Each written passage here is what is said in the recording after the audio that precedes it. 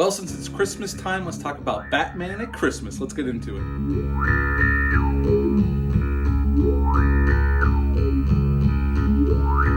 Hey everyone, welcome back to my channel. Hope you're all doing well out there. And Christmas is fast approaching, and today we're going to talk about a Christmas comic book film.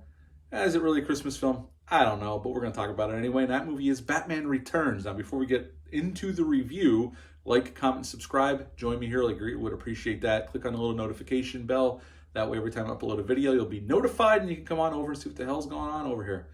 Now, today we're back to Batman Returns. This movie came out June 19th of 1992. It's rated PG-13. It's 2 hours and 6 minutes long. Had an $80 million budget, which was huge back then. And upon release, it made 162 in America and 266.8 worldwide. It was a huge success for Warner Brothers, though it didn't make as much money as the first one. Now, the first Batman came out in '89, was a huge hit, cultural phenomenon. Tim Burton's first big budget movie, and that movie made 251 in America and 411 worldwide. So this one definitely made less money.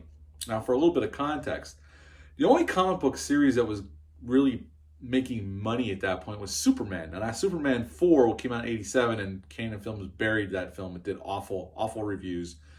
And then finally, DC got Batman up and running, and they made a lot of money at Warner Brothers with Batman.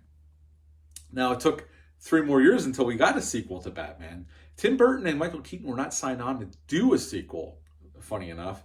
And Tim Burton really didn't see a point in doing a sequel, but finally Warner Brothers gave him what he wanted, which was basically more creative control, which you can tell from this film. Tim Burton had a ton of creative control. And Michael Keaton came back because Tim Burton came back and enjoyed working with Tim Burton, and they gave him $11 million.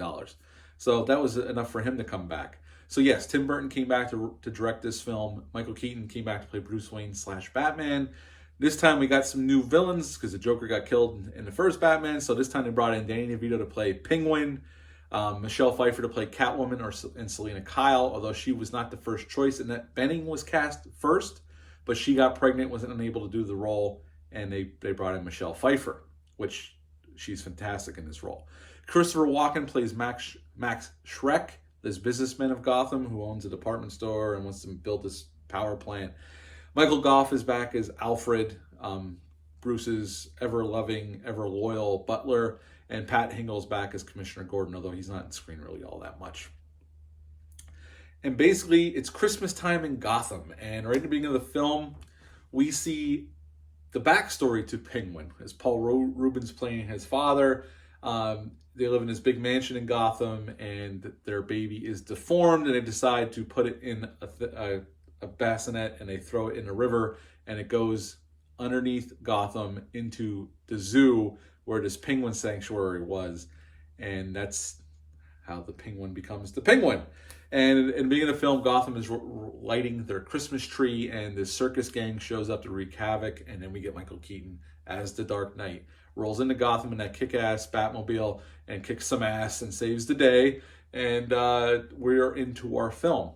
And we're introduced to Selena Kyle, and she works for Max Schreck, and she's just this kind of mousy little secretary, and eventually Max kills Selena Kyle, and we have the birth of Catwoman because she is resurrected by a bunch of cats, and she makes her own suit, and then we have Michelle Pfeiffer looking lovely in that Catwoman suit. I got to see this at the movie theaters that summer. My parents took me to see it, and as soon as I saw Michelle Pfeiffer, I was 13 years old, and yes, it helped jumpstart puberty. But anyway, and basically that's the setup for Batman, and Batman has to deal with these villains, and there's actually 3 villains in this movie because you got to count Max Schreck because he's not a good guy. And the Penguin gets introduced to Gotham, and Max wants him to run for mayor. They want to recall the old mayor, and he has his own plans that Max doesn't even know about. He wants basically to kidnap the first sons of Gotham and kill them, just so people know how his childhood was with his parents getting rid of him. It's a little convoluted, and then Batman has to deal with Selena Kyle, though Bruce Wayne falls in love with Selena Kyle, and they find out that Bruce is Batman and Selena's Catwoman, and at the end, we have our final showdown at the zoo, and there's explosions, the Penguin's dispatched, and Selena Kyle makes out with 1 life left because they set up that she has 9 lives like a cat. And at the end of the film, Batman is going through the city with Alfred. It's snowing out. It's Christmas Eve, turning into Christmas Day. and the bat signal goes up and the camera pulls back and there's a shadow, there's Catwoman from behind looking up at the bat signal, and that's the end of Batman Returns. What to love about this film? The directing by Tim Burton. Tim Burton's always been a director I've always really liked for what he's done. The set design is amazing, as you would expect from a Tim Burton film. The atmosphere that he sets up, it's a very gothic, Christmas-looking, cold kind of architecture, although very fascinating and very well done. And this is definitely like a grim fairy tale version of Batman. Tim Burton's fingerprints are all over this film. I love the cast. Danny DeVito's great as the Penguin. Michelle Pfeiffer kicks ass as Catwoman. Christopher Walken, even though his character is really not needed for this film, I think his character might be one villain too many. He's awesome in this film. He chooses the shit out of the scenery in the best kinds of ways, and I love him in this film. And Michael Keaton's great as Batman, although you can say that Michael Keaton, again, like in the first film where Jack Nicholson kind of overshadowed Batman, you could say the Penguin and Catwoman definitely overshadow Batman in this film as well. I think Michael Keaton gets a little bit more to do in this film, but not much. It's kind of a lot of the same. Like, he gets about as much to do, just a little bit more than the first film. I like the action sequences. I think there's actually a little bit more action in this film, and I really like the way they're handled here. I love the story. Now, some of the ways that some of the villains get set up, there's some hokey, cheesy shit in here. But it's easy to forgive by how well this movie is made, honestly. But some of the hokey stuff does bring it down a little bit, but not enough to stop me from loving this film. I think it's well lit. The editing it's really well edited too. The action scenes are so well handled, you can see what's going on. I mean, always the big joke was because of the Batman costume, he can't turn really good, so the fight scenes are a little stiff. But I think they do a pretty good job here in hiding that here. I mean, you can see it, but they do a pretty good job with it. Negatives, I would say there's some corny stuff in here, for sure. There's some definitely cheeseball moments. But you can, again, it's so well made and so well acted that I can overlook that because I really enjoy this film. I enjoyed it the first time I saw it, but it's a very dark superhero movie too.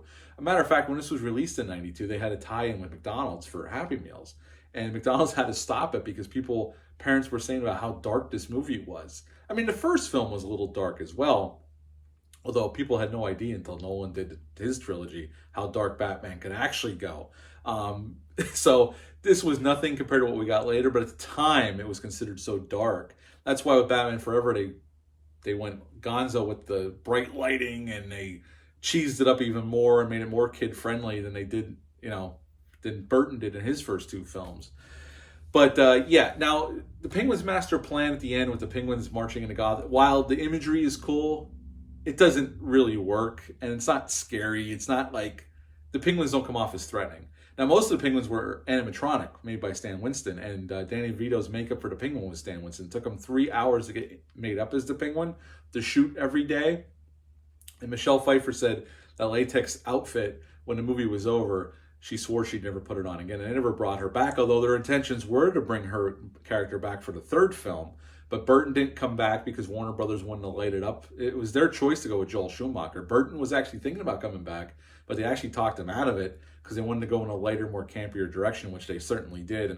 But overall, I really liked this film. Now, they made this, the first film they made in England. This film they shot in LA on the Warner Studios backlot.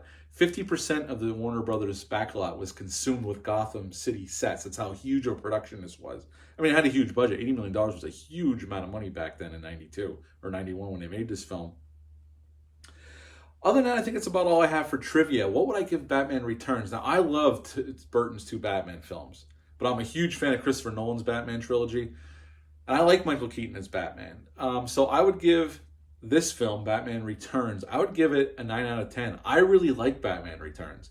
Is it perfect? No. Again, some of the cheeseball moments, some of the over-the-top, really corny stuff brings it down a little bit, but this movie is so well made, so well visualized that I love it. I eat it up every time I watch it. So yes, 9 out of 10 for Batman Returns. What are your thoughts on this sequel to 89's Batman? Leave a comment down below. Let me know. Hit the thumbs up, hit the subscribe button, share this video. I greatly would appreciate that. I'll be back soon with some more reviews, but until then, bye.